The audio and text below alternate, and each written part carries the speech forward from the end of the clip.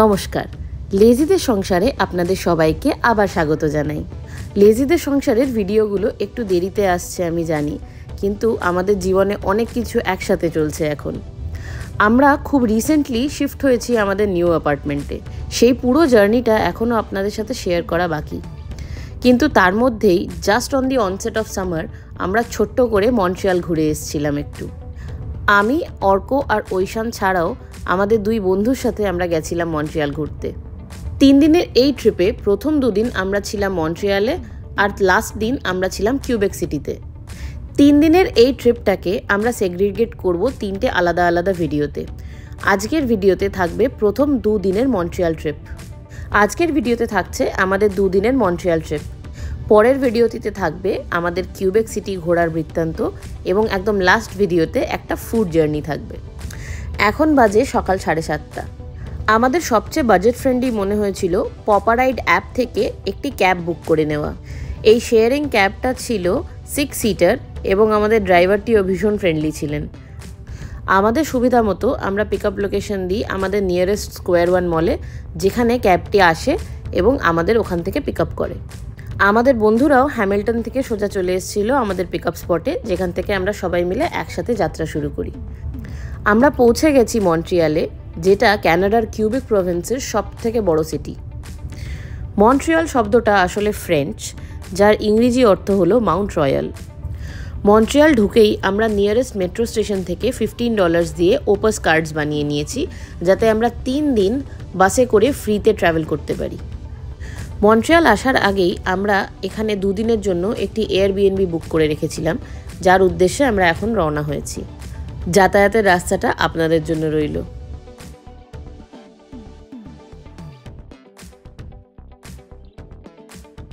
এখানে এসে আমরা জানতে পারলাম এই সামনের ভিক্টোরিয়া জুবিলি ব্রিজ অ্যাকচুয়ালি আমাদের হাওড়া ব্রিজের সংস্করণ। আমরা পৌঁছে গেছি আমাদের এয়ারবিএনবিতে। চলুন আপনাদেরকে বরঞ্চ ঘুরে দেখাই।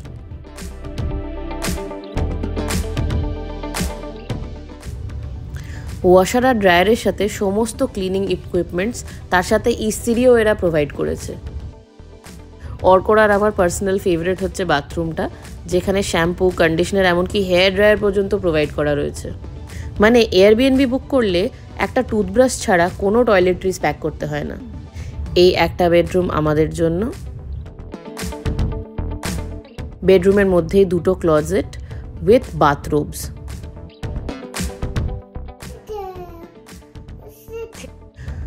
ওপেন ওয়াইফাই, বারান্দা, ফায়ারপ্লেস, গ্যারাজ দিয়ে মোট 46টা অ্যামেনিটিজ আছে এই একটা এয়ারবিএনবিতে।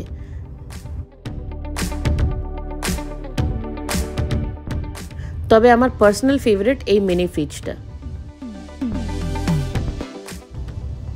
চলুন বারান্দাটাও দেখে আসি।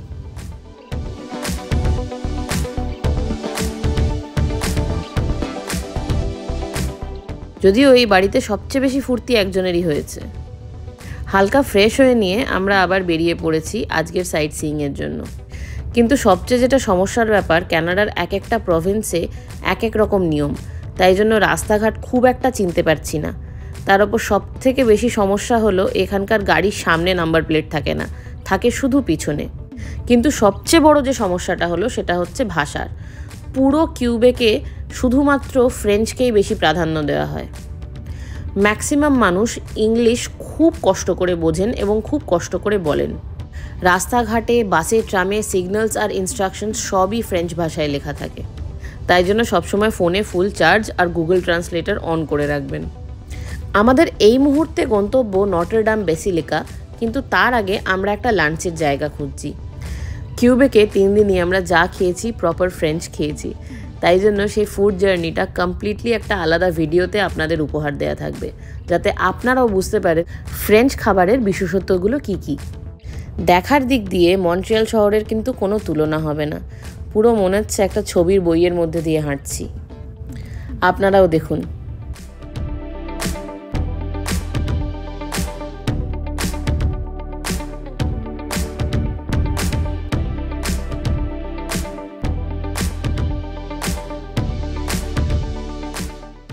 অনেক কষ্টে ফ্রেঞ্চ ইনস্ট্রাকশনস আইডেন্টিফাই করে আমরা বাসে করে যাচ্ছি নটর ডেম বেসিলিকার পাশেই একটা লাঞ্চ স্পটে। যাওয়ার পথে পড়লো চায়না টাউন, যেটা পরে আমাদের ঘুরে আসার ইচ্ছা আছে।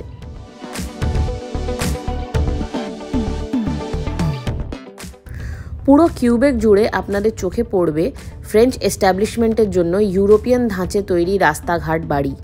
তাই সব জায়গা হুইলচেয়ার বা প্র্যাম অ্যাক্সেসিবল হয় না।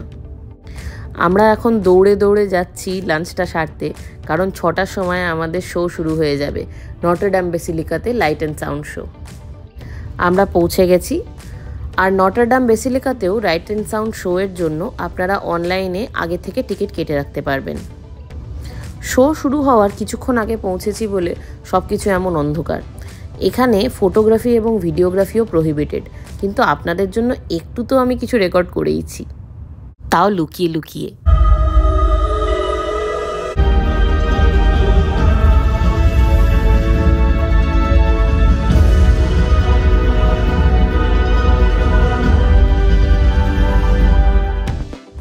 শোয়ের পর লাইটস অন যেই হলো, আমি এই পুরো বেসিলিকার গথিক আর্কিটেকচারের প্রেমে পড়ে গেছি।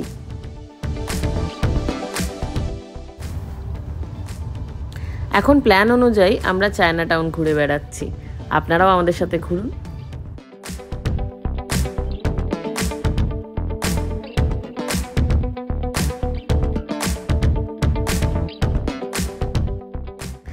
চায়না টাউন ঘুরে আসার পর এখন আমরা চললাম জ্যাক কার্টিয়ার প্লেসে।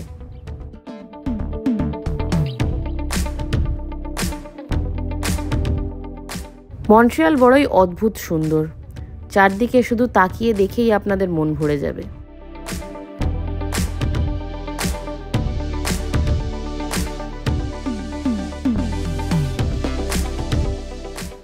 ইউজুয়ালি আমরা মিসিসাগা বা টরন্টোর নেবারহুডগুলো যেরকম দেখি, তার থেকে এটা অনেকটাই আলাদা, বেশ ফাঁকা ছিমছাম।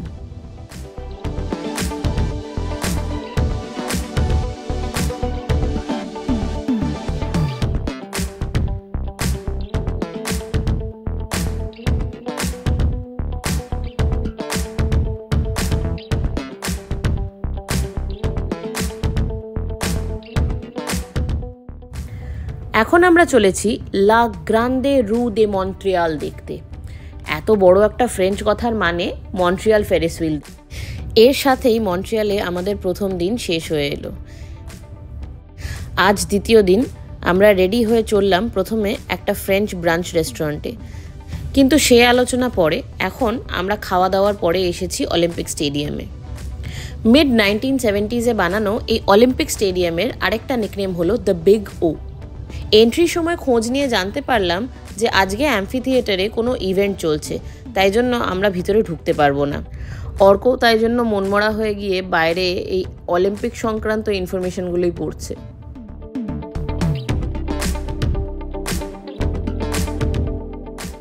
আমরাও তাই জন্য সময় আর নষ্ট না করে চলে এসেছি মন্ট্রিয়াল বায়োডোমে। 5টা ডিফারেন্ট বায়োস্ফিয়ারকে একই ছাদের তলায় নিয়ে আসা এই unique biodome is a perfect family outing spot. আমার মতে এখানে সব থেকে বেশি এনজয় করবে বাড়ির বাচ্চারা, যেটা আমার ছেলেও করেছে। টিকিটের ব্যবস্থা ভিতরেই, তাই জন্য আগে আমরা ভিতরে ঢুকলাম। ভিতরে ঢুকলেই আগে চোখে পড়বে এই জায়গাটা, বায়োস্ফিয়ারের ওপর innovative contribution about different countries, আর তার মধ্যে জলজল করছে আমাদের দেশের নাম। টিকিট প্রাইস এবং টাইমিংস ভিতরে এন্ট্রি সময় দেয়া থাকে। এবার আপনারা চয়েস করবেন লাইনে দাঁড়িয়ে না আমাদের মতো সেলফ হেল্প কিয়স্ক থেকে টিকিট কাটবেন। এন্ট্রি পয়েন্টে প্রত্যেকটা জায়গায় ইনফরমেশন দেয়া থাকবে যে কোন দিকটায় গেলে আপনারা কোন বায়োস্ফিয়ারটা দেখতে পাবেন। ওইশান যখন ছোট্ট করে নিজের আফটারনুন ন্যাপ নিয়ে নিচ্ছে, আমরা তখন ঢুকে পড়লাম সাবপোলার রিজিয়নে। ঢুকেই আমি যা দেখলাম, বিশ্বাস করুন আমি নিজের চোখে কোনো দিন দেখিনি লাইভ পেঙ্গুইনস। নিজের চোখের সামনে পেঙ্গুইনস দেখা এবং টিভির পর্দায় দেখা হেল অ্যান্ড হেভেন ডিফারেন্স। এবং এই সাবপোলার অ্যানিমালসদের জন্যই এখানে রিয়েল আইস ক্যাপ বানানো হয়েছে।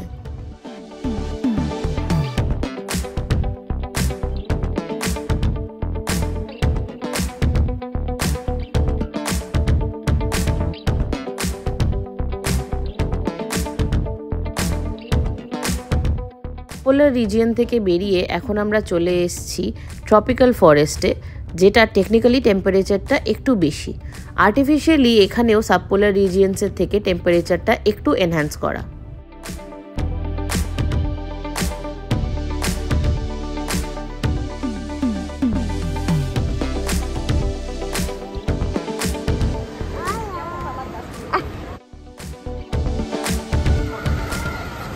আমি তো বুঝতেও পারছি না কিছু একটা লুকিয়ে আছে ওখানে।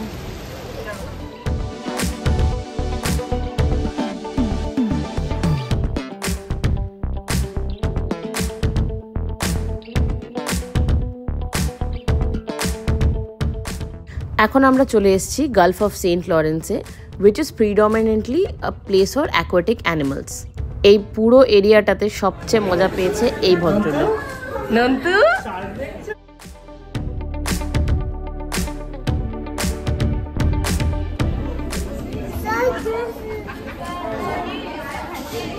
ওয়াও,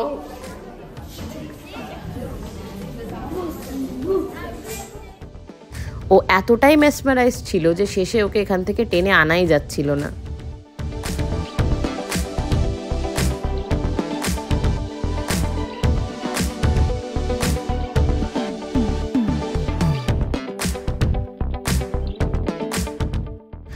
এখন আমরা চলে এসেছি ট্রপিক্যাল রেন ফরেস্টে, যার ভিতরে অ্যাকচুয়াল ট্রপিক্যাল রেন ফরেস্টের অ্যাটমসফিয়ারকে রেপ্লিকেট করার জন্য আর্টিফিশিয়াল রেন আর আর্টিফিশিয়াল হিউমিডিফায়ার ব্যবহার করা হয়েছে।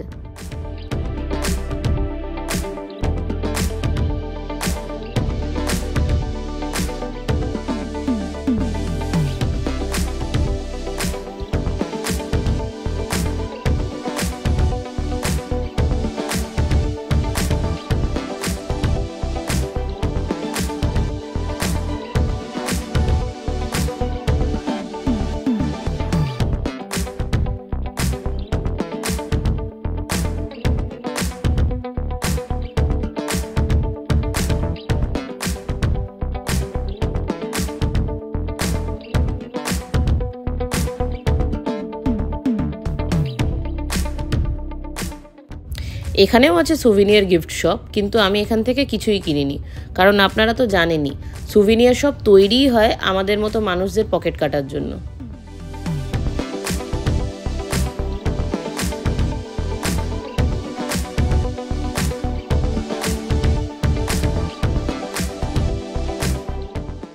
বায়োডোমে এতক্ষণ কাটানোর পর দিন যখন প্রায় শেষ হয়ে এসছে, সানসেট হব তখন আমরা চলেছি মাউন্ট রয়্যালের দিকে। বায়োডোম থেকে বেরিয়ে আমাদের বন্ধুরা দেখতে গেছিল মাউন্ট রয়্যাল অডিটরি, কিন্তু আমরা যাইনি। আমরা গেছিলাম একটা ডিফারেন্ট রুটে ফুড স্টপের জন্য, একটা ইউনিক ফ্রেঞ্চ খাবার খেতে।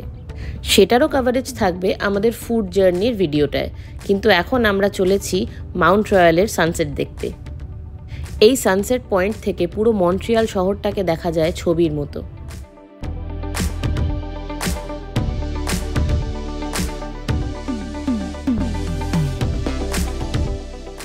আপনাদের জন্য রইল সানসেটের সেই দৃশ্য।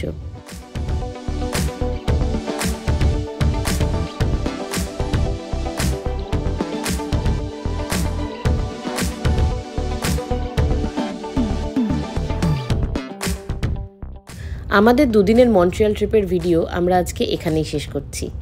এর পরের ভিডিওতে থাকবে কিউবেক সিটির ট্রিপ। এই ভিডিওটা ভালো লাগলে লাইক করে দেবেন, বন্ধু বান্ধবদের সাথে শেয়ার করে দেবেন এবং অবশ্যই সাবস্ক্রাইব করে দেবেন আমাদের চ্যানেল লেজিদের সংসারে। তাহলে দেখা হচ্ছে পরের ভিডিওতে। ধন্যবাদ।